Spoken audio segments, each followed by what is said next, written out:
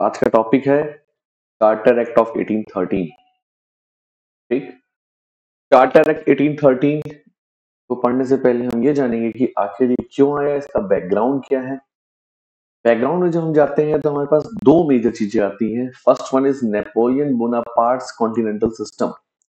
Napoleon Bonaparte ने इस time period तक आके यूरोप में ऐसा क्या कर दिया कि all of sudden European parliament को एक चार्टर एक्ट 1813 लाना पड़ा। हालांकि चार्टर एक्ट 1813 वैसे भी लाना था क्योंकि आपको याद होगा लास्ट क्लास में मैंने आपको बताया था कि चार्टर एक्ट 1793 में प्रोविजन किया गया था कि कंपनी नेक्स्ट 20 इयर्स तक किस तरीके से काम करेगी।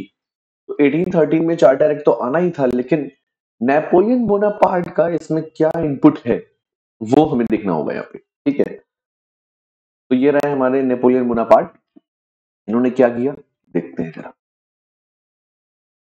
इसके पहले इसको जानने के साथ साथ हमें फिर से एक चीज जाननी पड़ेगी। क्या एक चीज है वो मैं यहाँ पे मिस कर ना, कोई बात नहीं। देखिए, आपको याद है कि एक अमेरिकन रिवॉल्यूशन 1780 में चली। सभी को मेरी वॉइस क्लियर है? ठीक। ये यूएसए है और यहाँ पे 13 कॉलोनीज है। यहाँ पे एक अमेरिकन रिवॉल्यूशन चली। ठीक। और इस अमेरिकन रिवॉल्यूशन में अमेरिका को आजादी मिलती है किससे? यूके से या ग्रेट ब्रिटेन से। ठीक है, या यूनाइटेड किंगडम से। इस आजादी में फ्रेंच ने बहुत सपोर्ट किया क्योंकि इसके पहले एक 7 ईयर वॉर हुआ था जिसमें फ्रेंच को नुकसान हुआ था, ब्रिटिश जीता था। ठीक है, उसी का इम्पैक्ट हमारे यहाँ कर्नाटिक फर्स्ट में दिखता है। ऑस्ट्रिया के सक्सेशन वॉर में भी जो ब्रिटिश जीता है, तो फ्रेंच क्या है ना कहीं एक खिसियाहट है फ्रेंच के अंदर में। और अब यूएसए में ऐसी सुगबुगाहट उठ रही है, 1780 में यूएसए आजाद हो जाता है। तो फ्रांस क्या करता है, इस रिवॉल्यूशन में अपनी आर्मी को उतार देता है। ठीक है, यहां तक सबको क्लियर हो रहा है? और इससे क्या हो रहा है कि फ्रांस जैसे ही अपनी आर्मी उतार देता है, तो सिंपल सी बात है, अगर आप किसी भी वॉर में पार्टिसिपेट करेंगे तो आपके यहाँ क्या हो जाएगा? इन्फ्लेशन बढ़ेगा। और फ्रांस जो है उसके यहाँ इन्फ्लेशन बढ़ता है, फिर वहां पे फ्रेंच रिवॉल्यूशन हो जाती है। और फ्रेंच रिवॉल्यूशन में क्या होता है, कई सारे कॉन्स्टिट्यूशन आते हैं और धीरे से फ्रेंच रिवॉल्यूशन में एक आर्मी निकल के आता है जिसका नाम क्या है? Napoleon Bonaparte. ठीक। नेपोलियन बोनापार्ट से वहां की डायरेक्टरी कहती है कि भाई ऐसा है कि ये जो यूनाइटेड किंगडम है, ये हमारे लिए बहुत बड़ी प्रॉब्लम बना हुआ है। इसका आप कोई सोल्यूशन निकालिए, इसका कोई सोल्यूशन निकालिए। नेपोलियन बोनापार्ट ने कोशिश करी कि ब्रिटेन करता क्या है, इंडिया जाने का उसका एक ट्रेड रूट है। ये ट्रेड रूट हुआ करता था। ये देखिए, स्टेट ऑफ जिब्राल्टर अभी भी ब्रिटेन के कब्जे में है। ठीक है, मतलब इस जगह छोटा सा आइलैंड है, वो ब्रिटेन के कब्जे में है। और ब्रिटेन इस ट्रेड रूट से होते हुए मेडिटेरेनियन सी होते हुए और ये देखिए स्वेज कैनाल होते हुए इंडिया निकल जाता है। तो नेपोलियन बोनापार्ट ने सोचा कि आखिर हम यहां पे अगर कब्जा कर लें इजिप्ट में, तो ब्रिटेन का ट्रेड रूट डिस्टर्ब हो जाए। बट ऐसा हुआ नहीं।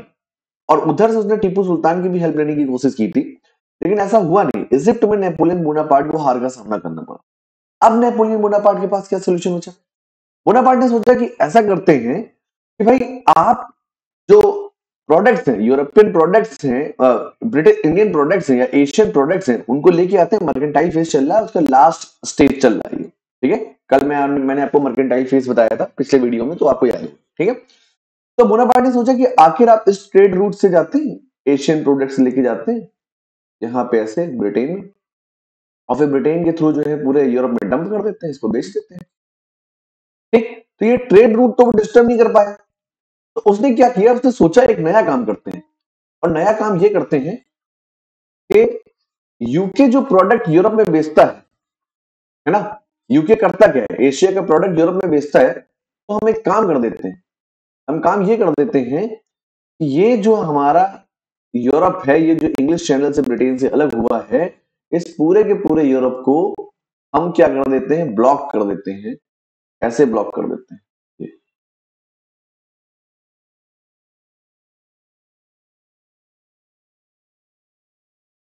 इसकी कॉन्टिनेंटल थ्योरी है, हिंदी में से बोलते हैं महाद्वीपीय व्यवस्था।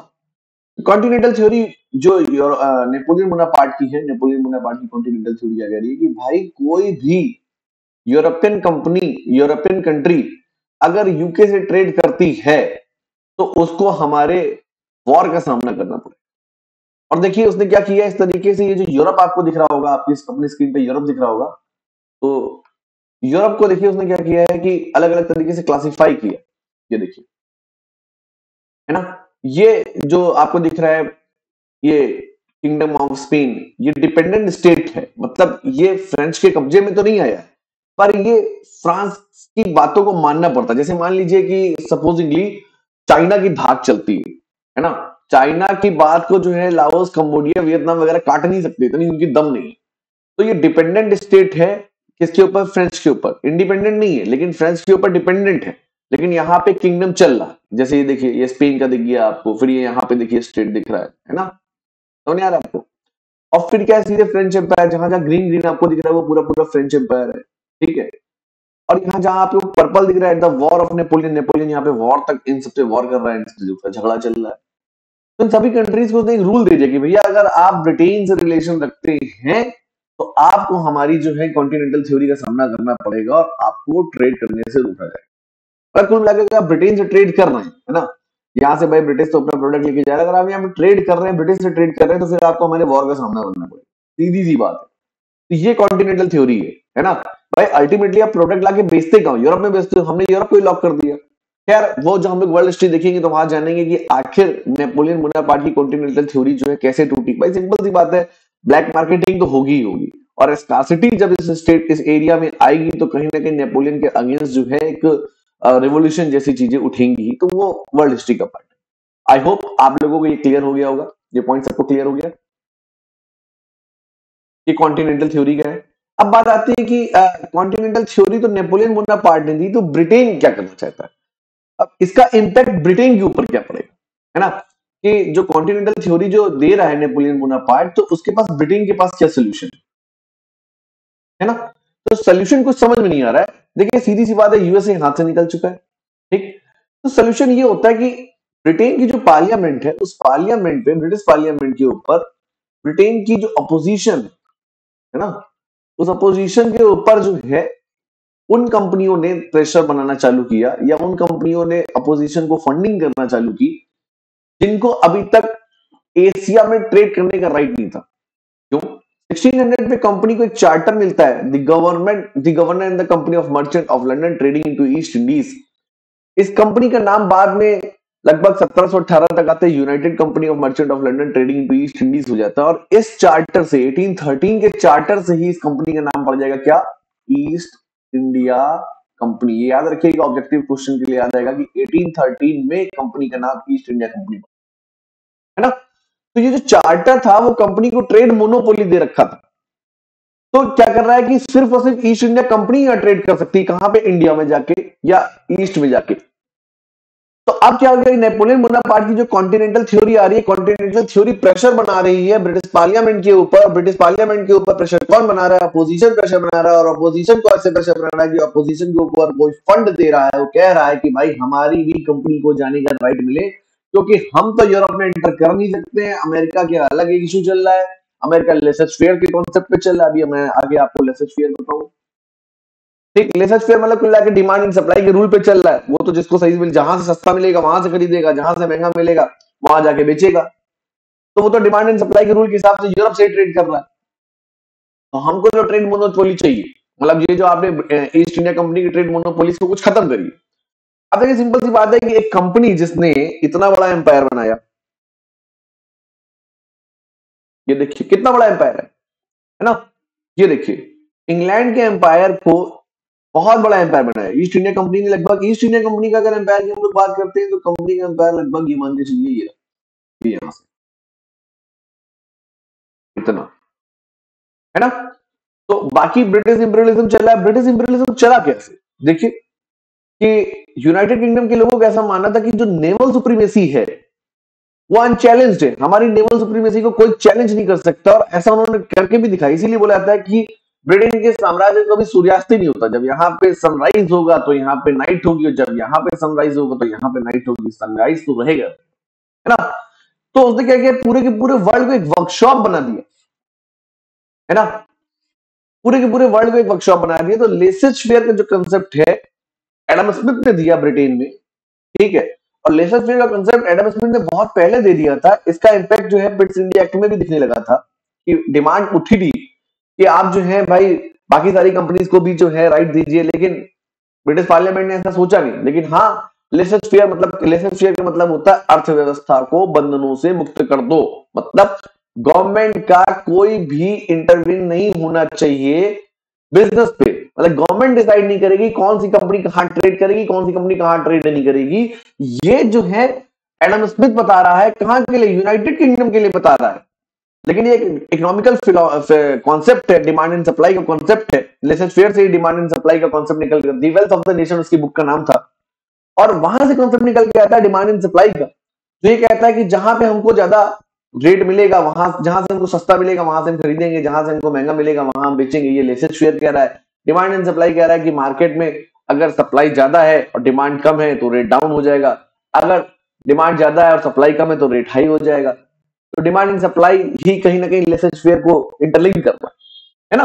तो ये कॉन्सेप्ट वो दे रहा है ब्रिटेन के लिए, ब्रिटेन की अदर कंपनीज के लिए दे रहा है। अपोजिशन का थॉट है, लेकिन ये थॉट कहां पे? अमेरिका तक पहुंच चुका है, और अमेरिका इसी थॉट पे आजाद हो जाता है। लेकिन अब ये थॉट जो है कॉन्टिनेंटल थ्योरी के बाद इशू बन रहा है किसके लिए? ब्रिटिश पार्लियामेंट के लिए। तो ब्रिटिश पार्लियामेंट से कहा गया कि भैया ऐसा है, हमको भी यहां जाने का राइट दो, इंडिया जाने का राइट दो, और जितनी कॉलोनीज है वहां जाने का राइट दो। सिर्फ और सिर्फ ईस्ट इंडिया कंपनी को ट्रेड मोनोपोली नहीं मिलेगी। लेकिन कंपनी ने इतना बड़ा एम्पायर बनाया। कंपनी ने इंडियन टेरिटरी की अगर हम लोग बात करते हैं तो काफी बड़ा, मैं यहाँ पे फिगर लगाना भूल गया, लास्ट में आपको ग्रुप पे भेज दूंगा, आप खुद भी देख सकते हैं कि 1813 में जो कंपनी का एम्पायर कितना बड़ा हुआ करता था, बहुत बड़ा एम्पायर हुआ करता था। यहाँ पे कुछ टेरिटरी हैं जो प्रिंसली स्टेट्स हैं, लेकिन काफी है ना, क्योंकि सब्सिडरी अलायंस भी आ चुकी होती है। अभी आगे आगे जाके आप जो मॉडर्न हिस्ट्री पढ़ेंगे तो पता चलेगा सहायक संधि भी आ चुकी है ना। कुछ प्रिंसली स्टेट्स जो हैं जो ब्रिटिश आर्मी को अपने यहाँ रखेंगे और बदले में कुछ पैसा देंगे उनको। ये एक जनरल कॉन्सेप्ट है सहायक संधि का, डिटेल में हम लोग आगे जाके देखेंगे। तो मतलब बहुत बड़ा एरिया कवर कर रखा है। तो कंपनी की ट्रेड मोनोपोली अगर पूरी तरीके से खत्म कर देंगे तो भी दिक्कत आ जाएगी। तो 1813 के चार्टर में क्या क्या किया गया वो की प्रोविजंस पे हम लोग समझते हैं। आई होप यहां तक सबको क्लियर हो गया होगा। आगे बढ़े।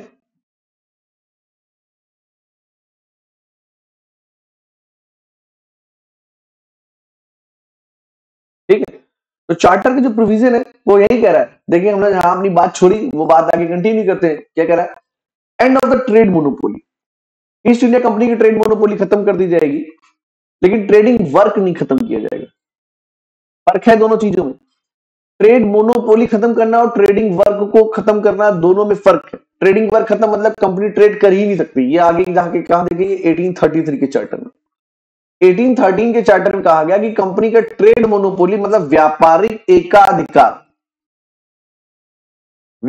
एकाधिकार मतलब सिर्फ तुम ही व्यापार कर सकते हो, इसको खत्म कर दिया गया। मतलब ये कि कंपनी के अलावा भी कुछ लोग यहां पे ट्रेड कर सकते हैं। ठीक, और ये लेकिन चूंकि कंपनी ने इतना बड़ा एम्पायर बनाया है, बोर्ड ऑफ डायरेक्टर्स का इतना पैसा लगा हुआ है, कोर्ट ऑफ डायरेक्टर का इतना पैसा लगा, स्टॉक होल्डर्स का इतना पैसा लगा हुआ है, और कंपनी से जो है हमें हर साल रेवेन्यू भी ठीक ठाक मिलता है। आपने लास्ट टाइम पे देखा था कि 5 लाख पाउंड्स पर ईयर का हमको जो है कंपनी से पैसा मिला, ब्रिटिश पार्लियामेंट को मिला। तो कंपनी को कुछ छूट दी जाएगी। कंपनी से बोला गया कि हाँ ठीक है, आपकी ट्रेड मोनोपोली बनी तो रहेगी, लेकिन कुछ सेगमेंट्स में बनी रहेगी। 3 चीजों में बनी रहेगी। क्या? टी, भैया आप चाय के व्यापार पे आपकी ट्रेड मोनोपोली बनी रहेगी। यहां तक क्लियर आपको? चाइना के ट्रेड पे आपकी जो है ट्रेड मोनोपोली बनी रहेगी, चीन के व्यापार पे। और चीन से ही जुड़ा हुआ एक मसला है जिसको हम लोग बोलते हैं ओपियम, अफीम। इस पे आपकी ट्रेड मोनोपोली बनी रहेगी। बाकी सारी के लिए आपको यहाँ पे रास्ते खोलने। अब जैसे देखिए क्या हो रहा है कि यहाँ पे 1813 में प्रोविजन किया गया, कंपनी का तो पहले नाम बदला गया, ईस्ट इंडिया कंपनी कर दिया गया। और देखिए कि ब्रिटिश कंपनी में मतलब ईस्ट इंडिया कंपनी के अलावा और भी ब्रिटिश कंपनी को इंडिया में आने की परमिशन मिल रही है। तो देखिए हो गया क्या, अब बहुत सारे ब्रिटिशर्स यहाँ पे, ये देखिए ग्रेट ब्रिटेन है,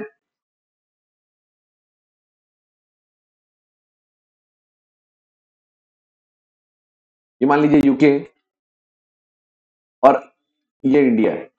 अभी तक सिर्फ एक आ रहा था, अब यहां से बहुत सारे लोग आने, है ना। तो बहुत सारे लोग आने तो यहाँ पे क्या होगा, यूरोपियन पॉपुलेशन बढ़ेगी, ब्रिटिश पॉपुलेशन बढ़ेगी। ब्रिटिश पॉपुलेशन के लिए कुछ रूल्स होने चाहिए।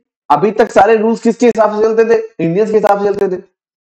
अब जब यहाँ पे ब्रिटिश पॉपुलेशन आएगी तो उसको यहाँ पे लोकल इंडियंस के सामने कुछ दिक्कत भी होगी, है ना। तो उसके लिए क्या होना चाहिए कि ब्रिटिश के हिसाब से यहाँ पे और भी रूल्स होने चाहिए, लॉ एंड ऑर्डर मेंटेन होना चाहिए। जब तक लॉ एंड ऑर्डर मेंटेन नहीं होगा अदर ब्रिटिश कंपनी को यहाँ पर ट्रेड करने का मौका मिलेगा। अच्छा, हम मान लीजिए बोल दे, वॉलमार्ट को बोल दे या आपका एलन मस्क को बोल दे कि इंडिया में इन्वेस्टमेंट करो और इंडिया में अशांति रहे, तो वो क्या इन्वेस्टमेंट करेंगे? भाई ये इंडिया चाइना वॉर चलता रहे, या मान लीजिए सीए का जो इशू इस समय चल रहा है वो बहुत ज्यादा क्रिटिकल लेवल पे पहुंच जाए फॉर एग्जाम्पल, खैर वो तो अभी सुप्रीम कोर्ट का फाइनल वर्डिक्ट जो आएगा उसको हम लोग मान के चलेंगे, है ना। तो इन सभी इशू से क्या हो जाएगा, यहाँ पे इंटरनल डिस्टर्बेंस दिखाई देगा और इससे क्या कोई आके कंपनी यहाँ पे इन्वेस्टमेंट करेगी नहीं। तो गवर्नमेंट की क्या जिम्मेदारी है? गवर्नमेंट की जिम्मेदारी जो यहाँ पे इंटरनल डिस्टर्बेंस है उसको कंट्रोल करे, मतलब लॉ एंड ऑर्डर मेंटेन करे। तो ब्रिटिश जैसे यहाँ पे अदर ब्रिटिशर्स यहाँ पे आएंगे तो ईस्ट इंडिया कंपनी की जिम्मेदारी बनेगी, क्योंकि वही यहाँ पे बहुत दिनों से बैठी हुई है, अब वो यहाँ पे धीरे से एडमिनिस्ट्रेटर बनने चली है। ये मजबूरी है ब्रिटिश पार्लियामेंट की कि एडमिनिस्ट्रेटर बनाना पड़ेगा किसको? ईस्ट इंडिया कंपनी को। ठीक, हालांकि 1813 के चार्टर में ईस्ट इंडिया कंपनी को एडमिनिस्ट्रेटर नहीं बनाया जा रहा है, लेकिन धीरे से आपको 1833 के चार्टर में ये चीजें दिखाई देंगी और फिर आपको यही कंटिन्यूएशन में दिखाई देगा टिल द 1935। यहां तक सबको क्लियर हो गया? किसी को कोई डाउट? ठीक है, अब चूंकि अब ब्रिटिशर्स आ रहे हैं सबके सब, देखिए किसी दूसरे रिलीजन को फॉलो करते हैं तो उनके रिलीजन से जैसे चीजें जुड़ी होंगी, उनके लिए यहाँ पे एक माहौल बनना चाहिए। देखिए हम लोग क्या पढ़ रहे हैं, हम लोग अभी तक यहाँ पे पढ़ते चले आ रहे हैं, ओरिएंटल अप्रोच से पढ़ाई करते चले आ रहे थे। लाइक जैसे कि हम लोग जो है वेद पुराण स्मृति इन्हीं सब चीजों को पढ़ना, ये सब चल रहा था, मुस्लिम से शरीयत वगैरह चल रही थी। तो सीधी सी बात है कि जब ब्रिटिशर्स यहाँ पे आएंगे तो वो इस एनवायरमेंट में ढल नहीं पाएंगे, तो क्या करें, इंडियंस को इस एनवायरमेंट में ढलाइए, उनके लिए कुछ और प्रोविजंस करिए। तो वो सारे प्रोविजंस अभी आपको दिखाई देंगे इंडियंस को एंग्लिकन अप्रोच से पढ़ाने के लिए पहली बार यहाँ पे कुछ किया गया। ठीक है, हालांकि 1833 में सबसे ज्यादा उस पर काम किया गया, लेकिन पहली बार अगर आएगा तो 1813 में किया गया। यहां तक किसी को डाउट? ठीक, एनुअल डिविडेंड फिक्स कर दिया गया 10.5%, ये आपके लिए डेटा है, याद रखिएगा। कंपनी के स्टॉक होल्डर्स के लिए, बोर्ड ऑफ डायरेक्टर्स के लिए एनुअल डिविडेंड जो है कंपनी 10.5% रखेगी। यहां तक क्लियर? लाभांश इसे कहते हैं, डिविडेंड का मतलब होता है लाभांश, प्रॉफिट में इतना लाभांश आपको देना पड़ेगा 10.5%। ठीक, गारंटेड लाभांश देना पड़ेगा। ठीक, यहां तक क्लियर सबको? अब आते हैं retention of the territories and revenue. ये क्या चीज है कि अगले 20 साल तक आपकी ट्रेड मोनोपोली बढ़ाई जा रही है, मतलब ट्रेड मोनोपोली जिन चीजों के लिए बनी हुई है, टी के लिए बनी हुई है, चाइना के लिए है ना, मतलब कुल मिला के नेक्स्ट 20 ईयर्स के लिए आपको एक गाइडलाइंस दी जा रही है और यहाँ पे एक नई चीज जोड़ी जा रही है। देखिए याद रखिएगा कि जो आपका 1784 का पिट्स इंडिया एक्ट था, है ना, सभी लोगों ने वो वीडियो देख लिया होगा आई होप। तो पिट्स इंडिया एक्ट में पहली बार ब्रिटिश पोजेशन वर्ड यूज किया गया। ये ऑब्जेक्टिव क्वेश्चन के लिए बहुत इंपॉर्टेंट, घुमा देते हैं कि पहली बार ब्रिटिश पोजेशन वर्ड कब यूज किया गया, वो पिट्स इंडिया एक्ट में किया गया। फिर आपसे मान लीजिए पूछा जाए कि पहली बार ब्रिटिश पार्लियामेंट का इंडियन मसले पे इंटरवीन कब हुआ, हस्तक्षेप उन्होंने कब किया, तो हम क्या मानेंगे 1773 के रेगुलेटिंग एक्ट में। क्यों? बंगाल के गवर्नर जनरल को के सुपरविजन में मद्रास और बॉम्बे के गवर्नर जनरल को कर दिया गया। तो क्वेश्चन बड़ा घुमा देते हैं वो लोग ऑब्जेक्टिव क्वेश्चंस। यहां तक क्लियर है आपको? 1773 में पहली बार हस्तक्षेप किया, 1784 में पहली बार ब्रिटिश पोजीशन वर्ड यूज किया और 1813 में पहली बार क्राउन्स पोजीशन यूज किया जा रहा है। भारत में जो ब्रिटेन के राजा है, क्राउन है, उसका शासन चलेगा। अब आप कहेंगे होता क्या है, मैं आपको बताऊं, 1858 में जो विक्टोरिया अनाउंसमेंट आएगा वहां पे ये बोला जाएगा कि भारत की प्रजा जो है वो राजा की प्रजा है या रानी की प्रजा है। लेकिन ऐसा वर्ड पहले भी यूज किया जा रहा है, कहां पे? 1813 पे। ठीक है, ये होल सोल इंडिया को बोला जा रहा है और ये उस टेरिटरी को बोला जा रहा है जहां पे ब्रिटेन का कब्जा है। जैसे मान लीजिए ये हमारा प्यारा भारत,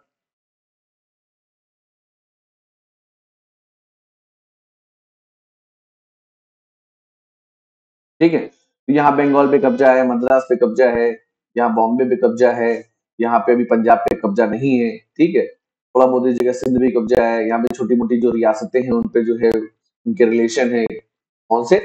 सब्सिडरी अलायंस के। तो जहां जहां पे ब्रिटिश टेरिटरी है वो क्या है, ब्रिटिश क्राउन की सोवरेनिटी को मानेगी। मतलब यहाँ के डिसीजन जो है ये अब ये सोवरेन टेरिटरी नहीं बची है इंडिया में। जहां जहां ब्रिटिश टेरिटरी है वो सोवरेन टेरिटरी नहीं है, इसकी सोवरेंसी कहां पे है, वो ब्रिटिश क्राउन के पास है। सभी को क्लियर है चीज? कोई डाउट है ना? तो ये चीज हो गई। नेक्स्ट पे आते हैं हम लोग, इंडियन कोर्ट्स अथॉरिटी। क्या हुआ इस टाइम पीरियड में, एक नया चीज ये की गई। देखिए होता क्या है, जब यहां पे ब्रिटिश गवर्नमेंट आई, मतलब कुल मिला के बंगाल की जब मैं बात करता हूं, तो 1772 में एक जुडिशियल प्लान आता है, किसका? वॉरेन हेस्टिंग्स का। फिर 1773 में रेगुलेटिंग एक्ट आता है और यहां पे सुप्रीम कोर्ट की बात की जाती है। क्लियर चीज? और 1774 में, ये सब जुडिशियल हिस्ट्री का पार्ट है, मॉडर्न हिस्ट्री में हम लोग इसको डिटेल में पढ़ते हुए चलेंगे, ठीक है। 1774 में एक सुप्रीम कोर्ट एक्ट आता है कि सुप्रीम कोर्ट बनेगा कैसे। उस एक्ट में कहा गया कि सुप्रीम कोर्ट के कंट्रोल में कलकत्ता है, ना कि पूरा बंगाल, और सुप्रीम कोर्ट के ज्यूरिडिक्शन में, मतलब क्षेत्राधिकार में, ब्रिटिश कंपनी के डायरेक्ट और इनडायरेक्ट, ब्रिटिश कंपनी के साथ डायरेक्ट और इनडायरेक्ट ट्रेड करने वाले जितने भी लोग हैं वो सब के सब सुप्रीम कोर्ट के ज्यूरिडिक्शन में आते हैं। बाकी नेटिव्स के लिए, मतलब इनडायरेक्ट की बात होती है, इनडायरेक्ट में जो जमींदार वगैरह, भारतीय जमींदार वगैरह, वो भी आते हैं। तो सुप्रीम कोर्ट का ये जो बवाल चलता रहा, 1781 में आके, कल इरम ने पूछा था अमेंडिंग एक्ट पढ़ना चाहिए, 1788 का एक्ट ऑफ सेटलमेंट पढ़ना चाहिए नहीं पढ़ना, सुप्रीम कोर्ट के ज्यूरिडिक्शन को लेके वो हमारे लिए बहुत ज्यादा इंपॉर्टेंट। यहां पे सुप्रीम कोर्ट ने क्या किया, 1774 से लेके 1781 तक बहुत सारे केसेस होते रहे, तो सुप्रीम कोर्ट का मसला बिगड़ता चला गया। 1781 में जो है सुप्रीम कोर्ट को जो है एकदम क्लियर कर दिया गया आपको क्या क्या करना है, क्या क्या नहीं करना, ठीक। तो अब क्या कहा जा रहा है कि जो सुप्रीम कोर्ट, तो यहाँ मैंने आपको बताया, साथ ही साथ जो जुडिशियल प्लान्स आ रहे हैं, 1772 में एक आया, 1774 में जुडिशियल प्लान आया, ठीक है। सुप्रीम कोर्ट एक्ट भी 1774 में आया और एक 1780 में जुडिशियल प्लान आया। वॉरेन हेस्टिंग्स ने 3 जुडिशियल प्लान दिए, 1772 में दिया, 1774 में दिया, 1780 में दिया। के बाद जो है कॉर्नवालिस ने 3 जुडिशियल प्लान दिए, ठीक है। मतलब जुडिशियल प्लान ये कि भारतीयों पे शासन किस तरीके से किया जाएगा, भारतीयों के लिए कोर्ट बनाई गई, जैसे मैंने कल आपको बताया था सदर कोर्ट, याद आया सबको? सदर कोर्ट्स, कोई डाउट है ना? इसके 2 पार्ट थे, एक क्रिमिनल के लिए हुआ करता था और एक सिविल के लिए हुआ करता था। सिविल को क्या बोलते थे? दीवानी, सदर दीवानी, और क्रिमिनल के लिए क्या बोलते थे? सदर निजामत, ठीक है। यहाँ पे दीवानी में हिंदुओं के लिए जो पंडित रूल बताते थे और मुस्लिम्स के लिए जो मोमडन्स, मुफ्ती मौलवी काजी रूल्स बताते करते थे। और जो क्रिमिनल हुआ करता था उसके लिए क्या रूल चला करता था? क्रिमिनल के लिए रूल चलता था, शरीयत का लॉ चलता था। यहां तक सबको क्लियर? तो ये जो इंडियन कोर्ट्स है, ये देखिए यहाँ पे क्या लिखा है, इंडियन कोर्ट्स अथॉरिटी। जो भारतीय कोर्ट है ये सदर कोर्ट है। सदर कोर्ट के अंडर में बहुत सारी कोर्ट्स आती है, मुफ्सिल कोर्ट आती है, मुफ्सिल दीवानी अदालत आती है, सदर दीवान, मुफ्सिल निजामत अदालत आती है। किसी को कोई डाउट तो नहीं हो रहा है? बहुत जल्दी तो नहीं बोल रहा हूं मैं, ठीक है। तो जो इंडियन कोर्ट्स है, इनके ज्यूरिडिक्शन को बढ़ाया जा रहा है किस पे? ब्रिटिश सब्जेक्ट पे, ब्रिटिश सब्जेक्ट्स पे, है ना। क्यों बढ़ाया जा रहा है? अभी मैंने आपको क्या बताया कि 1813 के चार्टर में प्रोविजन किया गया कि भैया ब्रिटेन की और भी कंपनियां इंडिया में आएंगी, ठीक। और अभी तुरंत ही जल्दबाजी में इतनी जल्दी कोर्ट तो बना नहीं देंगे। लेटर ऑन क्या होगा, 1833 के चार्टर में एक लॉ मेंबर जुड़ेगा विच इज मैकॉले। 1853 के चार्टर में एक लॉ कमीशन के प्रोविजन की बात आएगी। लॉ कमीशन डिसाइड करेगा भाई क्या क्या सिफारिशें होनी चाहिए, किस तरीके से रूल्स बनने चाहिए, क्योंकि ब्रिटिश को गवर्न करने के लिए, ब्रिटिश सब्जेक्ट पे जजमेंट देने के लिए इंडियन कोर्ट्स इतना कॉम्पिटेंट नहीं दिख रही थी। कब? 1853 तक जाते जाते स्टार्टिंग में उनको क्या सोल्यूशन निकला कि तुरंत तुरंत का तुरंत लॉ एंड ऑर्डर मेंटेन करना है, तो ब्रिटिश सब्जेक्ट्स पे, सब्जेक्ट समझते हैं, जैसे इस तरह सीए की बात करते हैं। सीए में क्या बोल रहा है कि सीए जो है, सिटीजनशिप अमेंडमेंट एक्ट जो है, वो स्टेट सब्जेक्ट का मैटर नहीं है, वो यूनियन लिस्ट का सब्जेक्ट है। मतलब उस पर सिर्फ और सिर्फ संसद कानून बना सकती है। जैसे मान लीजिए ममता बनर्जी ने कहा कि हम इसको अपने यहाँ लागू नहीं करेंगे, या तमिलनाडु में बोला गया, केरला में बोला गया हम इसको लागू करेंगे। लागू करेंगे नहीं करेंगे ये आपके ज्यूरिडिक्शन में नहीं आता, क्योंकि ये स्टेट लिस्ट का सब्जेक्ट नहीं है, ये यूनियन लिस्ट का सब्जेक्ट है। और इस सब्जेक्ट के ऊपर रूल कौन बनाएगा? पार्लियामेंट बनाएगी। और उस पार्लियामेंट के रूल को जुडिशियल रिव्यू कौन करेगा? वो सुप्रीम कोर्ट करेगा। तो सुप्रीम कोर्ट विल डिसाइड कि लागू होगा कि नहीं होगा। भारत के पूरे भाग में लागू होगा या भारत के किसी एक भाग में लागू होगा, ये सुप्रीम कोर्ट डिसाइड करेगी। हम और आप डिसाइड नहीं कर सकते, ना ही कोई गवर्नमेंट डिसाइड कर सकती है, स्टेट गवर्नमेंट नहीं कर सकती। तो इसी तरीके से ब्रिटिश सब्जेक्ट्स है ना, तो ब्रिटिश से जुड़े हुए मसले को ब्रिटिश सब्जेक्ट्स बुलाया जा रहा है। तो इंडियन कोर्ट्स को थोड़ी मोर अथॉरिटी दी गई है कि ब्रिटिश सब्जेक्ट्स पे भी वो अपना जुरिडिक्शन दिखा सके। लेकिन धीरे धीरे जो है पता चल जाता है कि इंडियन कोर्ट्स इनकॉम्पिटेंट है, और 1853 तक आते आते फर्स्ट लॉ कमीशन आता है। लॉर्ड मैकॉले इसमें फर्स्ट लॉ कमीशन के मेंबर होते हैं, और वो बताते हैं कि फर्स्ट लॉ कमीशन ने क्या क्या रिकमेंडेशन दी गई, वो मैं आपको आगे जाके बताऊं। यहां तक सबको clear?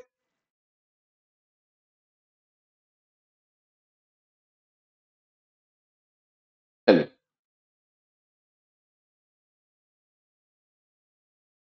Expansion of power of the board of control. ठीक, तो बोर्ड ऑफ कंट्रोल की पावर को थोड़ा और बढ़ाया जा रहा है, क्योंकि सीधी सी बात है, आप ये समझिए कि ईस्ट इंडिया कंपनी जो है वो धीरे से एडमिनिस्ट्रेटर बनने जा रही है।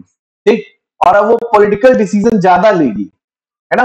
और ब्रिटिश पार्लियामेंट ने क्या किया, उसको पॉलिटिकल पावर ज्यादा देने की कोशिश करी है, एडमिनिस्ट्रेटिव पावर देने की ज्यादा कोशिश करी है, और उसकी जो ट्रेडिंग वर्क है, कमर्शियल वर्क है, उसको धीरे से 1833 में वो खत्म भी करने जाती है। सिंपल सी बात है कि जो पॉलिटिकल पर्सनालिटी है, जो पॉलिटिकल बॉडी है, बोर्ड ऑफ कंट्रोल आपको अच्छे से पता है, पिट्स इंडिया एक्ट, आप अगर नहीं पढ़ा तो पिट्स इंडिया एक्ट जाके बोर्ड ऑफ कंट्रोल जरूर पढ़िए। तो पॉलिटिकल डिसीजन लेने के लिए सारे का सारा जो पावर किसको हुआ करती थी, बोर्ड ऑफ कंट्रोल हुआ करती थी। तो बोर्ड ऑफ कंट्रोल को और पावर दी जाएगी कि भाई ईस्ट इंडिया कंपनी को और आप अच्छे से और डायरेक्ट करिए, और अच्छे से बताइए। यहां तक क्लियर आपको? The act further expanded the power of the board of control, granting in increased authority and control over the affairs of the East India Company. यहां तक सबको क्लियर? किसी को कोई डाउट? बोर्ड ऑफ कंट्रोल को और power दी जा रही है ईस्ट इंडिया कंपनी को कंट्रोल करने की, है ना। रीजन क्या है? रीजन बस वही है कि भाई कंपनी की और ब्रिटेन की और सारी कंपनियां इंडिया में आने जा रही हैं, तो फिर हर वो चीज जो ब्रिटिश कंपनी को एक ऑटोक्रेटिक कंपनी में कन्वर्ट होने से रोके। ऑटोक्रेटिक कंपनी किसके रेफरेंस में? ब्रिटेन के रेफरेंस, है ना। तानाशाह किसके रेफरेंस में? तानाशाह ब्रिटेन के रेफरेंस में। अगर मान लीजिए ईस्ट इंडिया कंपनी तानाशाह हो गई, तो वो कल ब्रिटेन से अलग होकर अपना अलग मुल्क बना लेगी, है ना। लेकिन हाँ, इतनी भी पावर दी जा रही है कि तानाशाह बन रही है किसके लिए? भारतीयों के लिए। तानाशाह किसके लिए बन रही है? भारतीयों के लिए। और तानाशाह नहीं बनना है कहां के लिए? यूके के लिए। मतलब आप उसकी बात ही नहीं मान रहे, है ना। सुप्रीमेसी ऑफ किसकी होनी चाहिए? यूके की होनी चाहिए। इसके ऊपर, इस कंपनी के ऊपर। इसके लिए बोर्ड ऑफ कंट्रोल को और एम्पावर्ड किया जा रहा है। यहां तक डाउट? कोई डाउट? ठीक है। Promotion of literature, learning and sciences. अब देखिए हम लोग क्या है, देखिए इंडस्ट्रियल रिवॉल्यूशन पीक पे है, और इंडस्ट्रियल रिवॉल्यूशन का ये प्रोडक्ट नेपोलियन बोनापार्ट की कॉन्टिनेंटल थ्योरी के कारण ब्रिटेन के प्रोडक्ट्स यूरोप में नहीं जा पा रहे। और हो क्या रहा है कि जैसे नेपोलियन बोनापार्ट की डेथ होगी, तो 1833 तक जाते जाते सिनेरियो और चेंज होगा। जर्मनी इंडस्ट्रियल रिवॉल्यूशन में कूदेगा, हम लोग आगे देखेंगे जाके उसने क्या किया। लेकिन हाँ, ये है कि इंडस्ट्रियल रिवॉल्यूशन बढ़ रही है, तो इंडस्ट्रियल रिवॉल्यूशन के साथ साथ ब्रिटेन में क्या होता है? इंडस्ट्रियलाइजेशन होता है। जैसे समझिए क्या, कि मान लीजिए पर्सन ए एक व्यापारी है कॉटन इंडस्ट्री का, मतलब कॉटन इंडस्ट्री भी नहीं कहेंगे, कॉटन गुड्स बोलना चाहिए। किसका? कॉटन गुड्स का व्यापारी है, ठीक है। और एक छोटा सा व्यापारी है, ये गया यूरोप में और इसने ऑर्डर लिया कॉटन के लिए कि हाँ हम आपको जो है 100 शर्टें देंगे बना के। समझिएगा जरा ध्यान से, चीज को समझिएगा जरा, ठीक है, क्योंकि वो यहां से जुड़ा हुआ लिटरेचर, लर्निंग एंड साइंसेस से। ठीक, तो ये 100 शर्ट्स जो होंगी, ये इंडस्ट्रियलाइजेशन प्राइमरी लेवल पे जब चालू हुआ था 1740 की मैं वहां बात कर रहा हूँ, ठीक है। तो क्या करेगा? रॉ मटेरियल लेगा यूएसए से या इंडिया से आया हुआ कॉटन को लेगा, ठीक है, और वो कॉटन सप्लाई करेगा किसको? स्पिनिंग व्हीलर्स, जो मतलब कि धागा बनाते हैं, इस कॉटन से जो धागा बना रहे, ठीक है। 10-20 लोगों को दे दिया, इन लोगों ने खूब सारा धागा बना दिया। फिर दे दिया इस धागे से जो कपड़ा बना रहे हैं उसको दे दिया 10-5 लोगों को, यहाँ से धागा इंपोर्ट करके दे दिया यहाँ पे जाके। फिर जिन्होंने कपड़ा बनाया उस कपड़े को इंपोर्ट कर दिया किसके पास जाके? टेलर के पास जाके दे दिया। उसने क्या कर दिया? शर्ट्स बना दी। अब इन शर्ट्स की पैकिंग करने वाले को जाके दे दिया, उसने जाके पैकिंग कर दी। फिर ये ट्रांसपोर्टेशन के थ्रू जाके यूरोप में बिक गया। ये था। अब ऐसे में आप देख रहे हैं हर जगह उसकी ट्रांसपोर्टेशन कॉस्ट बढ़ रही है, बढ़ रही कि नहीं बढ़ रही? बताइए। ये कार्टेल सिस्टम की तरीके है। तो इस ट्रांसपोर्टेशन कॉस्ट को कम करने के लिए क्या करना चाहेगा? ये सभी के सभी एक ही जगह पे आ जाए, एक बड़ी सी फैक्ट्री बन जाए, नीचे से जो है धागा बना, फिर धागा ऊपर गया, यहाँ पे क्या बना, कपड़ा बना, क्लॉथ बना। फिर ये क्लॉथ यहाँ पे जाके क्या बन रहा है, टेलर के पास जाके इसकी शर्ट बनी और यहाँ जाके पैकिंग हो रही। या इसी प्रोसेस को आप ऊपर से नीचे भी समझ सकते हैं कि यहाँ धागा बना, फिर यहाँ ये हुआ, फिर यहाँ पैकिंग हुई, यहाँ से निकल के चला। तो ट्रांसपोर्टेशन कॉस्ट कम होगी तो कॉस्ट किसके किसके बेनिफिट में जाएगी, जिसने ये कंपनी सेटअप की थी, तो वो क्या बन जाएगा, इंडस्ट्रियलिस्ट बन जाएगा। और टेलर का एक प्रिंसिपल होता है, टेलर का प्रिंसिपल ये कहता है कि अगर आपको पर पीस कॉस्ट कम करनी है, जैसे मान लीजिए अगर मैं 100 शर्ट बना रहा हूं तो हो सकता है कि मेरी एक शर्ट 10 रुपए की पड़े, लेकिन अगर मैंने 1000 शर्टें बना दी और सेम लेबर था, मैंने मशीन थोड़ी और बढ़ा दी, यहाँ पे मशीनें ज्यादा बढ़ा दी। इंडस्ट्रियलाइजेशन क्या है, खूब सारी मशीनों से काम करना। अब ये पहले देखिए क्या हो रहा है, ये कार्टेल था, फिर ये फैक्ट्री में कन्वर्ट हुआ, फिर ये इंडस्ट्री में कन्वर्ट हुआ। क्यों, यहाँ पे लेबर्स कम हो गए और यहाँ पे मशीनें लगती चली गई। तो हमने क्या किया, प्रोडक्शन बढ़ा दिया, एक बार इनपुट लगाया और 1000 शर्टें बना दी। अब 1000 शर्टें जब हमने बनाई तो एक शर्ट को कितने की पड़ रही है, हो सकता है 7 रुपए की पड़े, पहले कितने की पड़ रही थी, 100 रुपए की पड़ रही है ना। तो पर पीस कॉस्ट अगर आपको कम करनी है, 10 रुपए की जगह 7 रुपए पे आना है, तो आपको लार्ज स्केल पे प्रोडक्शन करना होगा। तो इससे क्या हो जाता है, लार्ज स्केल पे जब प्रोडक्शन करते हैं तो उसके लिए हमको मशीनें चाहिए होती है, मशीन क्या कर देती है, फाइनलाइज इंडस्ट्रियलाइजेशन कर देती है। तो ये इंडस्ट्रियलाइजेशन से क्या हो रहा है, प्रोडक्ट बहुत सारा बन गया है। नेपोलियन बोनापार्ट ने कॉन्टिनेंटल थ्योरी दे दी है, यूएसए उधर आजाद हो गया, ये प्रोडक्ट जाएगा, ये प्रोडक्ट जाएगा इंडिया में। लेकिन प्रॉब्लम क्या है कि इंडियंस को ये प्रोडक्ट पसंद ही नहीं है। अभी तक डिमांड ही नहीं बन रही थी यूरोपियन प्रोडक्ट की, इसीलिए तो परेशान थे 1600 से लेके कब तक, 1765 तक, तभी तो आके इंडिया में कब्जा किया बंगाल पे कि भैया तुम हमको, हम प्रोडक्ट लाते हो बेचते हैं, लाते हो बेचते हैं, मतलब तुमसे हम प्रोडक्ट खरीदते हैं और यूरोप में जाके बेचते हैं, तुमसे खरीदते हैं बेचते हैं, खरीदते हैं बेचते हैं। तो इसमें क्या होता है, हमारा सोना यहाँ पे डंप हो जाता है। तो जॉन सुलीवन नाम का एक यूरोपियन क्या कह रहा है, भारत सोने चांदी का दलदल है, सोना आके समा जा रहा है। अब ब्रिटिश कंपनी धीरे धीरे क्या कर रही है, 1765 आके उसने यहाँ पे कब्जा किया, यहाँ से रेवेन्यू कलेक्ट किया। अब उसको यहाँ पे अपना सोना नहीं लगाना पड़ता, यहीं के पैसे से यहीं का रॉ मटेरियल खरीदा और जाके ब्रिटेन में बेच दिया। और ब्रिटेन के लोगों ने क्या किया, उसको रॉ मटेरियल से प्रोसेस मटेरियल कन्वर्ट करके यूरोप में बेच दिया, है ना। तो अब क्या है कि ईस्ट इंडिया कंपनी जो है अपने, अभी भी देखिए यहाँ पे 1765 में आने के बावजूद भी ब्रिटिश प्रोडक्ट उतने नहीं बिक रहे थे। तो अब हमको अपनी अप्रोच चेंज करनी है। क्या अप्रोच लानी है, what is best is waste.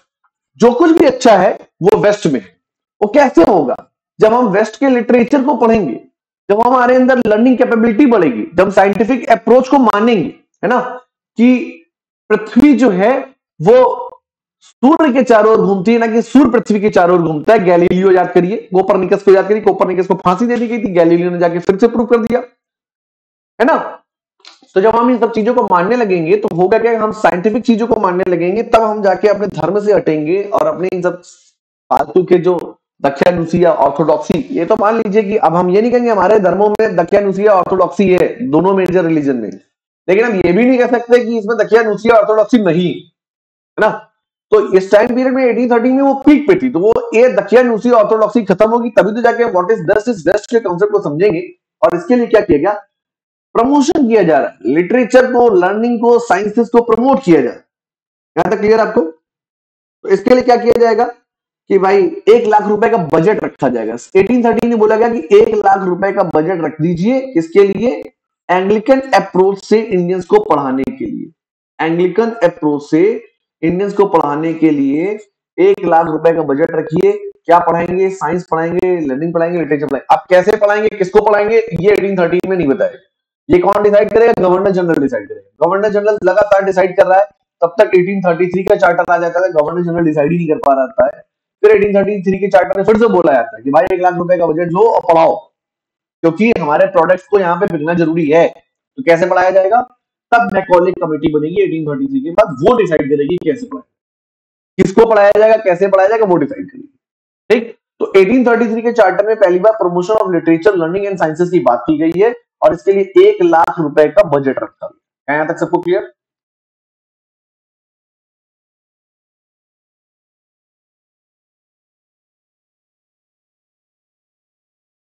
हाँ, 1 लाख रुपए का रखा है, इंडियन करेंसी में रखा है, ठीक है, पाउंड्स में नहीं। पाउंड्स में देखो, पाउंड्स में रखेंगे तो अपना पैसा लगाना पड़ेगा। ठीक है, और पाउंड्स में यहां से हम लोग क्या करते थे, क्योंकि रुपए वहां भेजेंगे वहां तो चलेगा नहीं, तो कंपनी जो है डिविडेंड वगैरह, कंपनी जो टैक्स देगी वो पाउंड्स के फॉर्म में देगी। समझ रहे मेरी बात को, है ना। ओके, और कोई क्वेश्चन? किसी को और कुछ पूछना हो तो आगे बढ़े। चलिए, पार्लियामेंट्री ओवरसाइट। पार्लियामेंट्री ओवरसाइट क्या है कि ये जो आपका मद्रास प्रेसिडेंसी है, ये जो आपका बॉम्बे प्रेसिडेंसी है, और ये जो आपका बंगाल प्रेसिडेंसी, ठीक है, इन तीनों ही प्रेसिडेंसीज को डायरेक्टली बोल दिया गया कि यहाँ ये जो तीनों के तीनों जो प्रेसिडेंसीज हैं, ठीक है, इसमें मैकेनिज्म जो होगा ये ब्रिटिश पार्लियामेंट के अंडर में आएगा। मतलब ये कि यहाँ के जो रूल्स है रेगुलेट होंगे, जो कुछ भी बनेगा, ये अगर इन्होंने कुछ बनाया, बॉम्बे वालों ने कोई रूल बनाया, मद्रास वालों ने कोई रूल बनाया, बंगाल वालों ने कोई रूल बनाया, है ना? ये सब के सब किसमें, आपको अच्छे से पता है कि पिछले एक्ट में आपको बताया गया था, ये सबके सब गवर्नर जनरल ऑफ बंगाल के अंडर में, और बंगाल में एक लेफ्टिनेंट गवर्नर की भी बात रहती है यहाँ पे। चाहे जब कभी वो यहाँ पे बंगाल में नहीं होगा, कौन, गवर्नर जनरल, एक वाइस प्रेसिडेंट या एक तरीके का लेफ्टिनेंट गवर्नर की अपॉइंटमेंट कर देगा, और यहाँ पे तो गवर्नर की अपॉइंटमेंट होगी, यहाँ पे भी गवर्नर की अपॉइंटमेंट होगी ही होगी, है ना? तो ये सबके सब, बॉम्बे हो चाहे मद्रास हो चाहे बंगाल इंडिविजुअल हो, गवर्नर जनरल ऑफ बंगाल के अंडर में तीन के तीनों है। और गवर्नर जनरल ऑफ बंगाल किसके अंडर में है, ये आपको पिछले एक्ट में बताया गया था किसके अंडर में है, ये जो है ब्रिटिश पार्लियामेंट के अंडर में। अब यहाँ पे एक नई चीज बनाई गई कि यहाँ पे अगर गवर्नर जनरल कोई रूल बनाता है, मद्रास कोई रूल बनाता है, या बंगाल के लिए भी कोई रूल बनता है, तो ये सभी के सभी जो है ब्रिटिश पार्लियामेंट में भेजे जाएंगे, और ब्रिटिश पार्लियामेंट जो है इसका ओवरव्यू करेगी कि हाँ ये ठीक भी है कि गलत है। ये चीज क्लियर हुई आपको? ठीक है। Regulations made by council of Madras, Bombay and Calcutta were required to presented before the British parliament, stabilising a mechanism for parliament oversight. यहाँ क्लियर आपको सबको? ठीक, किसी को कोई दिक्कत? हिंदी मीडियम वालों को कोई दिक्कत? आप कोई भी रूल बनाएंगे, ब्रिटिश पार्लियामेंट के पास जाएगा, ब्रिटिश पार्लियामेंट उसको चेक करेगा कि हाँ भाई ठीक है कि नहीं ठीक है, हमारे हिसाब से ठीक है कि नहीं है, मतलब हमारे कोलोनाइजेशन के अगेंस्ट तो नहीं जा रहा है, हमारे उपनिवेशवाद के अगेंस्ट तो नहीं जा रहा है। ये चीज क्लियर हो रही है आपको? कोई डाउट? इससे क्या निकल के आ रहा है, एक तरीके का काइंड ऑफ सेंट्रलाइजेशन। देखिए हमारे क्या है, 1773 के रेगुलेटिंग एक्ट से लेके और आपका 1853 के एक्ट तक सेंट्रलाइजेशन दिखेगा। जैसे मौर्य डायनेस्टी थी, सेंट्रलाइजेशन याद आया आपको? और 1853 से लेके और 1935 तक हमको डिसेंट्रलाइजेशन दिखेगी, स्टेट्स को और पावर मिलेगी। इवन मोहम्मद अली जिन्ना चाहते थे कि जो संविधान सभा बने, वो संविधान सभा में मुस्लिम लीग इतनी पावर में हो कि कम से कम वो जो है अपोजिशन विच इज कांग्रेस, उसके सामने ये मत रख सके कि राज्यों को ज्यादा पावर मिले बजाय संघ को या यूनियन को, है ना? क्योंकि अगर राज्य ज्यादा पावर में होंगे तो फिर उनको डिवाइड करके एक अलग स्टेट बनाना आसान हो जाएगा। और जो हमारे पार्लियामेंटेरियंस थे या हमारे जो संविधान सभा के जो लोग थे, वो चाहते थे, या मतलब कह सकते हैं भारत के पक्ष के जो लोग थे या कांग्रेस के जो लोग थे या कांग्रेस के जो एलाइज थे, वो चाहते थे कि स्टेट उतना मजबूत ना हो जितना यूनियन मजबूत हो। जब यूनियन मजबूत होगा तो आप स्टेट से अलग नहीं हो सकते। और आप देख लीजिए कि वो जो कंसेप्ट हमारे जो संविधान सभा के लोगों ने रखा, वो आज मजबूती से खड़ा हुआ है। India that is Bharat will be union of states, article number 1 कितना मजबूत हो रहा है ना? बीच में कोशिश भी हुई तो इमरजेंसी भी लाया गया। खैर वो हम लोग आगे जाके देखेंगे। तो ये समझ आया आपको कि सेंट्रलाइजेशन जो है वो 1773 से लेके 1853 तक ब्रिटिश गवर्नमेंट ने किया। बॉम्बे, मद्रास और बंगाल प्रेसिडेंसी को एक जगह लाने की कोशिश करी, एक ही पावर के अंदर में लाने की कोशिश करी। 1853 के बाद इन्होंने डिसेंट्रलाइजेशन की पावर को अपनाया, कॉन्सेप्ट को अपनाया, क्योंकि ये चाहते थे कि डिवाइड एंड रूल, बटे रहेंगे तो ज्यादा आसान हो जाएगा शासन। यहां तक सबको क्लियर? Separate accounting. अभी तक क्या हुआ करता था, कंपनी जो है अपने रिकॉर्ड्स बनाती थी, अकाउंट्स बनाती थी। 1773 के एक्ट में बोला गया कि भाई कंपनी अपने अकाउंट्स बनाए, डेटा भेजे किस तरीके से काम कर रहा है। फिर 1793 में भी बोला गया कि भाई अपने अकाउंट्स बनाइए, हमको पता चले। तो कंपनी ने क्या कर दिया, परमानेंट सेटलमेंट में पहले ही से असेसमेंट कर दिया कि हाँ भाई ये आएगा, और कंपनी को अकाउंट्स बनाने में आसान हुआ। लेकिन कंपनी के अकाउंट्स दो तरीके के होते हैं। सीधी सी बात है, एक रेवेन्यू अकाउंट होगा जो कंपनी टैक्स वसूल रही है ब्रिटिश में। अब चूंकि वो इंडिया में टैक्स वसूलने की पोजीशन में आ चुकी है, और 1813 में तो उसने बहुत बड़े टेरिटरीज पे कब्जा कर रखा है। आप कह सकते हैं कि मराठा एम्पायर में बहुत ज्यादा कब्जा कर लिया, राजपूताना एम्पायर में बहुत ज्यादा कब्जा कर लिया है। पंजाब वगैरह में नहीं कर पाए तो आगे कर लेंगे, 1854 में कर लेंगे, है ना? तो अब आप रेवेन्यू बहुत बड़े लार्ज एरिया पे कवर कर रहे हो, साथ ही साथ आपकी कमर्शियल एक्टिविटीज तो अभी भी, ट्रेड मोनोपोली खत्म हुई, ट्रेडिंग वर्क तो नहीं खत्म हुआ।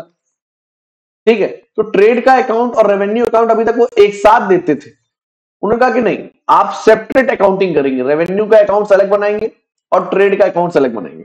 यहां तक सबको क्लियर? कोई डाउट? चलिए, लास्ट प्रोविजन क्या है? लास्ट प्रोविजन क्या है? Permission for the Christian missionaries, है ना, कि यूरोप के वो लोग या ब्रिटेन के वो लोग जो इंडिया में आना चाहते हैं और यहाँ पे क्रिश्चियनिटी को प्रमोट करना चाहते हैं, उनके लिए भी प्रोविजन किया गया है। उनके लिए एक अलग से कॉलोनी, आप अलग से कॉलोनी बना सकते, बस सकते, ये सब इंडिया में आ जाएंगे। और इनके लिए क्या किया गया? एक बिशप का प्रोविजन किया गया, है ना। यहां तक सबको क्लियर हो रहा है?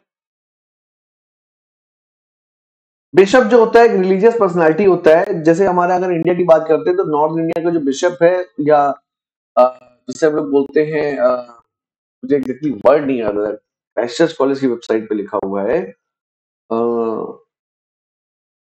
जोन, मतलब कई जोन में डिवाइड किया गया इंडिया को, north zone, south zone, east zone, west zone. जो नॉर्थ जोन का जो हेडक्वार्टर है वो एक इलाहाबाद में है और एक जो है आगरा में। ठीक है, तो बिशप्स जो होते हैं वो मतलब दूसरे किसी दूसरी कंट्री में क्रिश्चियनिटी के सबसे टॉप मोस्ट ऑफिसर्स होते हैं, या आप कह सकते हैं रिलीजियस पर्सन होते हैं। ठीक है, यहां तक किसी को कोई डाउट? बिशप्स के लिए प्रोविजन किया जा रहा है, भारत में क्रिश्चियनाइजेशन को प्रमोट किया जा रहा है। कारण है कंपनी के ऑफिसर मैंगलस इस टाइम तक का कि हमने भारत में बहुत सारे रिवोल्ट भी देखे। वेल्लोर में एक रिवोल्ट हो गया। यहाँ पे वेल्लोर में क्या रिवोल्ट हुआ? वेल्लोर में रिवोल्ट ये हुआ, सिपाहियों ने जो है बेंटिंग, यहाँ पे इस समय गवर्नर हुआ करता था मद्रास में, रिवोल्ट कर दिया। वेल्लोर रिवोल्ट क्या कि हम जो है हाथों में जो है कलावा पहनेंगे और हम जो है टोपी पहनेंगे, हम जो है टीका लगाएंगे, है ना, हम जो है मुस्लिम में हम दाढ़ी रखेंगे। तो उन्होंने कहा अच्छा ऐसा कैसे? पेंटिंग ने मना कर दिया, तो उन्होंने रिवोल्ट कर दिया। उन्होंने कहा यार इंडियंस जो है वो अपने रिलीजन को लेकर बड़ा सीरियस है, राइट। तो कंपनी के ऑफिसर मैंगलस ने कहा कि हम भारत में तब तक अच्छे से गवर्न नहीं कर सकते। और एक सीधी सी बात है, इंडियन हिस्ट्री इस बात की एक एविडेंस है ना। इतिहास कड़वा होता है, उसको बोलने में कोई गुरेज नहीं होनी चाहिए, लेकिन सधे हुए शब्दों में बोलना चाहिए। 1200 से लेकर 1757 तक, ठीक, आपने देखा कि एक तरीके से मेजोरिटी में, मैं नहीं कह रहा 100%, है ना। अगर मैं 100% बोल दूंगा तो फिर जेम्स मिल की अवधारणा से एक्सेप्ट कर लूंगा कि ये पूरा मुस्लिम का था, लेकिन हाँ मेजोरिटी में यहाँ पे इस्लामिक रूलर हुआ करते थे। लेकिन इसके पहले क्या इस्लामिक रूलर थे? नहीं। हाँ, लेकिन ये आप देखिए कि 1200 से लेके और 1300 के बीच में जो इस्लामिक कन्वर्जन किसी भी तरीके से हुआ हो, चाहे वो इकोनॉमिकल कारण से हुआ हो, चाहे वो जो कास्ट बेस्ड डिस्क्रिमिनेशन था, लोगों ने खुद भी एक्सेप्ट किया इस्लाम को। ऐसा भी नहीं कि जबरदस्ती इस्लाम को एक्सेप्ट कराया, तो लोगों ने खुद भी एक्सेप्ट किया, राइट। तो ये जो कन्वर्जन हुआ, उस कन्वर्जन से नीचे देखिए क्या हुआ कि गवर्निंग बॉडी को बड़ा आसानी हुई 1200 से लेके 1757 तक, है ना। इवन अभी आप देख रहे हैं कि अभी भी आईपीसी के आने के पहले, बल्कि मुझको बोलना चाहिए 1860 तक, है ना, कि क्रिमिनल सूट में क्या चल रहा था? शरीयत ही चल रहा था। तो अगर पॉपुलेशन जो गवर्निंग बॉडी है उसके रिलीजन में है या उससे टच में है, उसको गवर्न करना थोड़ा आसान होता है। तो मैंगलस बोल रहा है, कंपनी का ऑफिसर मैंगलस है, बहुत फेमस मैंगलस ऑफिसर है, हिस्ट्री का पार्ट है ये, ठीक। मैंगलस बोलता है कि मुझे लगता है कि जल्द से जल्द भारत का क्रिश्चियनाइजेशन करना चाहिए, इसलिए क्रिश्चियनिटी को प्रमोट करने के लिए क्रिश्चियन मिशनरीज को यहां आने का ऑफर दिया गया। तो आई होप किसी को कोई डाउट नहीं होगा, ठीक है। तो बिशप्स ऑफ इंडिया का, इसका जो बिशप जो हुआ करते थे, है ना, बिशप जो हुआ करते थे, इसका हेडक्वार्टर जो है कलकत्ता को बनाया गया। सीधी सी बात है, कलकत्ता में सबसे पहले ब्रिटिशर्स यहाँ पे आए हैं, तो कलकत्ता में ज्यादा पावरफुल है, तो कलकत्ता को ही हेडक्वार्टर बनाया, क्योंकि यहाँ पे गवर्नर जनरल ही बैठा हुआ है। कोई काम होगा तो गवर्नर जनरल से बिशप के आसानी से मतलब नेगोशिएट हो जाए। ये चीज क्लियर हो गई? कोई डाउट? चलिए आगे बढ़ते हैं। 1813 से जुड़ा हुआ कुछ क्वेश्चंस को हम लोग देते हैं। Consider the following question about the charter act of 1813। 1813 के चार्टर को ध्यान में रखते हुए निम्नलिखित तथ्यों पर फोकस करना है। क्या लिखा?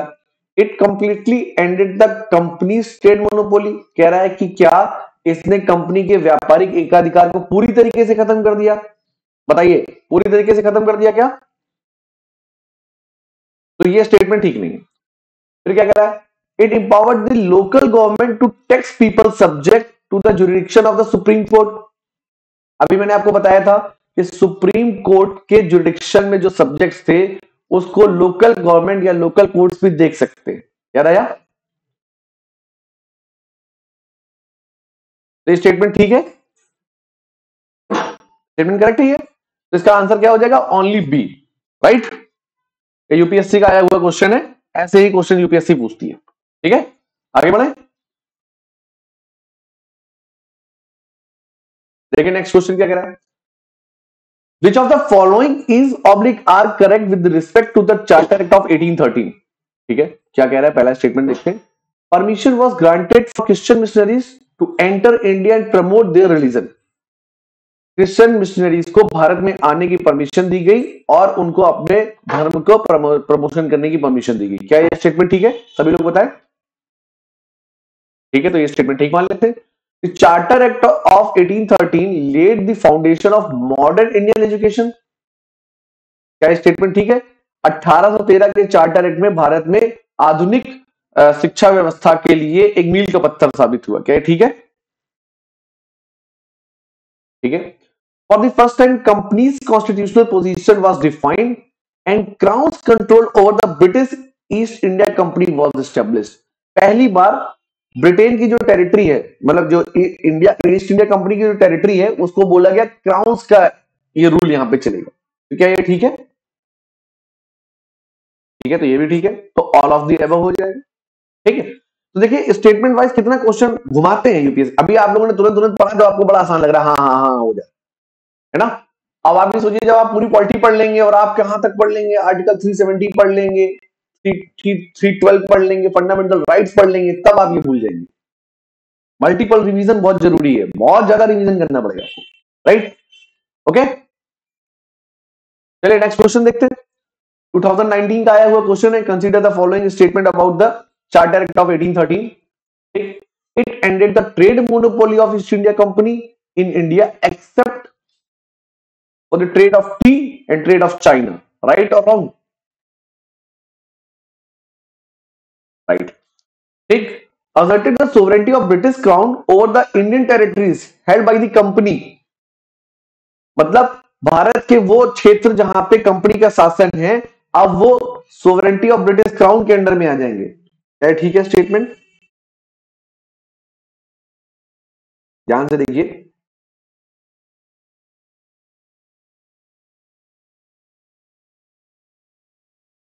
ठीक है ना। फिर अगला क्वेश्चन देखिए, अगला स्टेटमेंट क्या कह रहा है। The revenues of the India were now controlled by the British parliament. Which of the statement of correct बताइए। तीसरा स्टेटमेंट ठीक लग रहा है आपको?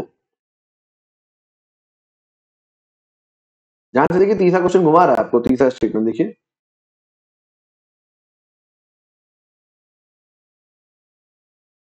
मैंने अभी आपको क्या बताया कि रेवेन्यू के सेपरेट अकाउंट्स बनाने हैं और ट्रेड का सेपरेट अकाउंट्स बनाना, कंट्रोलिंग नहीं हो रही है ना। देखो घुमा के दे रहा है, क्योंकि आप उसको पता है कि आपने इस चार्टर में रेवेन्यू के अकाउंट्स के बारे में कुछ पढ़ा। और होगा क्या कि जब आप 8-10 महीने बाद पढ़ेंगे या सारा कोर्स पढ़ेंगे तो आपको रेवेन्यू रेवेन्यू तो याद आ रहा है, रेवेन्यू में कुछ तो हुआ था, हाँ हो सकता किया हो, आप रिस्क ले लेंगे और डी को मार देंगे, गलत हो जाए, है ना। ये काम 1853 में किया जाता है। ये स्टेटमेंट 1853 के लिए ठीक होगा, 1813 के लिए नहीं ठीक होगा। और आप आगे जाके फ्यूचर में 1853 भी पढ़ेंगे तो हो सकता है आप कंफ्यूज भी हो जाए, यार पढ़ा तो था। और रेवेन्यू भी हमने पढ़ा था किसमें, 1813 में कुछ तो पढ़ा था रेवेन्यू अकाउंट के बारे में, याद आ रहा है आपको? अभी थोड़ी देर पहले मैंने पढ़ा है। ठीक है, तो स्टेटमेंट नंबर 1, 2 इज करेक्ट और statement number 3 is incorrect. So the answer will be 1 and 2 only. कैसा लगा आज का session? Thank you to all of you. अभी मैं आपको पीपीटी शेयर कर दूंगा।